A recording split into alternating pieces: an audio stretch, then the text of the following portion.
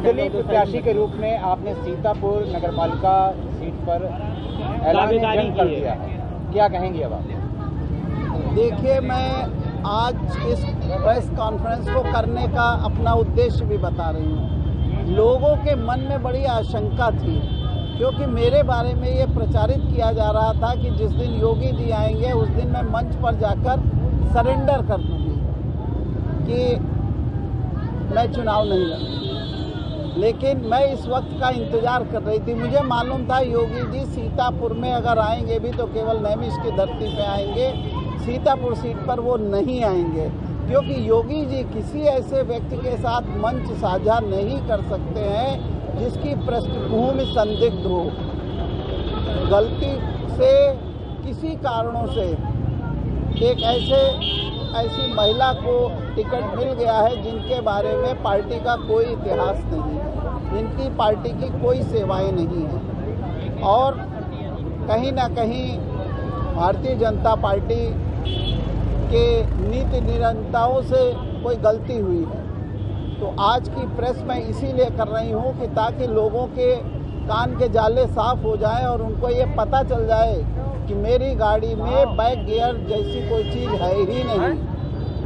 मेरी गाड़ी जो चल निकली है जनता के सहयोग से और जन अपेक्षाओं पर खरी उतरने के लिए, उस गाड़ी में कहीं कोई वापसी नहीं है। और मैं ये चुनाव पूरे जोशो खरोश से और दमखम के साथ पूरे समाज के सहयोग से लड़ने जा रही हूँ। आपने जैसा बताया कि उड़ाया गया था कि सरेंडर आप कर सकती हैं योगी जी जिस दिन आएंगे, तो क्या आप पर पार्टी के प्रति कुछ दबाव बनाया गया? देखिए, दबाव क्या होता है, मेरे से वार्ता करने की कोशिश की गई, मैं इसे दबाव नहीं मानती। पार्टी के लोग हैं, मुझसे बात करते रहे हैं, अभी भी मुझसे बात करते हैं।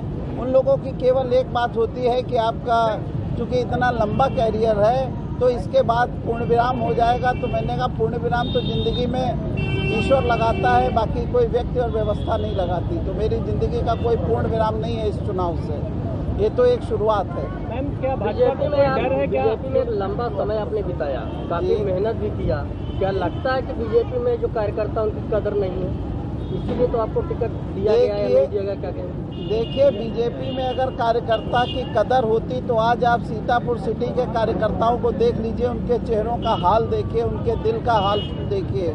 क्योंकि कार्यकर्ता शरीर से वहाँ है, दिल से यहाँ है। क्योंकि मैं कार्यकर्ताओं की और एफआईआर नहीं हो पाई, एक भी घोटाला दबने नहीं पाएगा, इसका आप विश्वास कर लीजिए।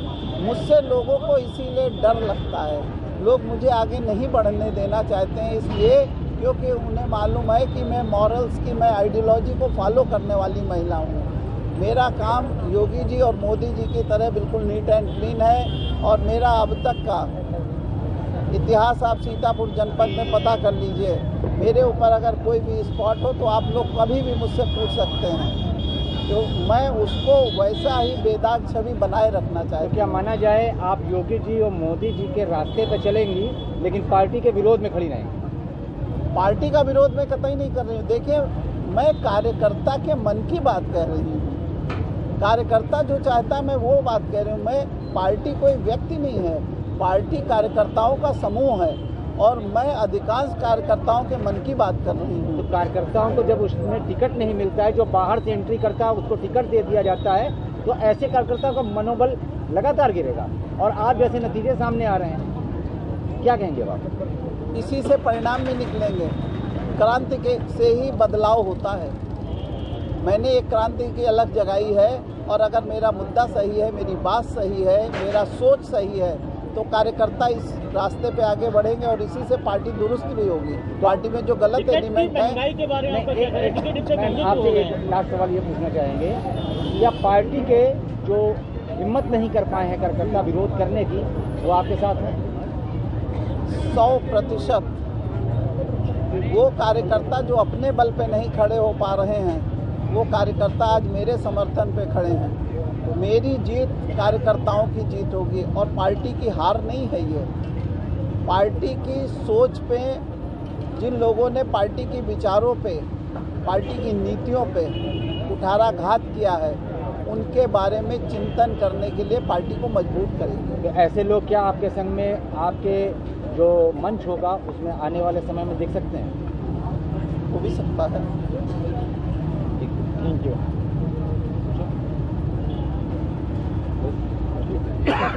पब्लिक के लिए क्या मैसेज है लास्ट में? देखिए, पब्लिक के लिए केवल एक मैसेज है, यदि किसी डर और भय की वजह से लोग मेरे साथ खुलकर सामने नहीं आ रहे हैं, क्योंकि जनता ने ही मुझे एक नारा दिया है, मुझे समझाया है कि यहाँ की जनता चुप क्यों है।